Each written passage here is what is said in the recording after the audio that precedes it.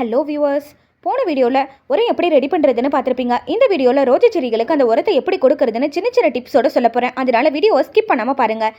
நிலத்துலையோ தொட்டிலையோ க்ரோபேக்லேயே rose செடி வச்சுருந்தீங்கன்னா first சுற்றி இருக்க களைச்செடிகள்லாம் சுத்தம் பண்ணி எடுத்துகிட்டு மண்ணை நல்லா கிளறி விட்டுருங்க. இதுக்கப்புறம் தான் உரம் கொடுக்க போகிறோம். பெரிய செடிகளுக்கு 2 ஸ்பூன் அளவுலையும் சின்ன செடிகளுக்கு 1 ஸ்பூன் அளவுலையும் இந்த உரத்தை கொடுக்கலாங்க. நேராக வேறு பகுதியில் கொடுக்காம சுற்றி இருக்க இடத்துல தாங்க கொடுக்கணும். உரத்தை கொடுத்ததுக்கப்புறம் மண்ணை மூடி விட்டுட்டு தண்ணி ஊற்றி விடணும். இந்த உரம் கொடுக்கறதுனால முட்டை ஓடில் இருக்க கால்சியம் சத்துக்கள் பார்த்தீங்கன்னா நிறைய முட்டைகள் வச்சு பூக்கள் பூக்கிறதுக்கு ஹெல்ப் பண்ணுதுங்க. அந்த பூக்களோட அளவுகள் அதிகரிக்கிறதுக்கும் பூக்கள் உதிராமல் இருக்கிறதுக்கும் ஹெல்ப் பண்ணுதுங்க. டீத்தூளில் இருக்க நைட்ரஜன் சத்து செடிகள் நல்ல பச்சை பசேல்னு இருக்கிறதுக்கும் நிறைய தளிர்கள் உருவாகிறதுக்கும் ஹெல்ப் பண்ணுதுங்க. அது என்ன டிப்ஸ்னு பார்க்கலாமா? மொதல் டிப்ஸ், எந்த ஒரு செடிக்கும் உரம் கொடுக்கறதுக்கு முன்னாடி கொஞ்சமாக வேர் பகுதியில் இல்லாமல் சுற்றி இருக்க பகுதிகளில் கொடுத்து டெஸ்ட் பண்ணி பார்த்துட்டு அதுக்கப்புறம் தான் தொடர்ந்து உபயோகப்படுத்தணும்.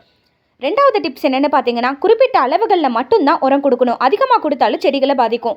3வது டிப்ஸ் என்னென்னு பார்த்தீங்கன்னா, நேராக உரம் கொடுத்த இடத்துலையே தண்ணி ஊற்றாமல் சுற்றி இருக்க இடத்துல தண்ணி ஊற்றுறதுனால நம்ம கொடுக்குற உரம் எதுவும் வெளியே வராமல் அதோட சத்துக்கள்லாம் செடிகளுக்கு போய் சேரும். இந்த வீடியோ பிடிச்சிருந்தா லைக் பண்ணுங்கள், ஷேர் பண்ணுங்கள். ஏதாவது டவுட் இருந்தால் கீழே கமெண்ட் பண்ணுங்கள். தேங்க்யூ ஃபார் வாட்சிங்.